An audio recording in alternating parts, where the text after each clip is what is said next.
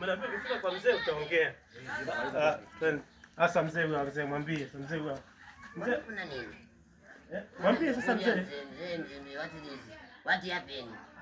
Mzee bana huyu bana kwa ananisumbua. Sasa nakana na mzee sasa ndio maana nenda kwako umsikize kwamba ana shida gani na wewe. Mzee na wewe nyosha Kiswahili wewe.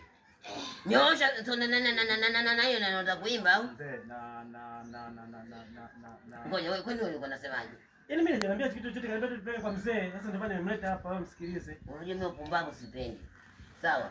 Ongea na mzee basi. Hebu ongea haraka haraka usinipotezee muda.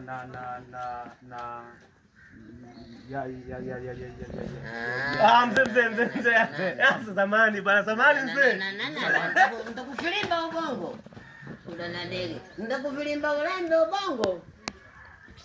Wazimu nini? Ongea hata tembea na vyuma vyetu. Watu na hela zetu kama nitakutoa ubongo, nitakufilimba ulembe. Una ndege.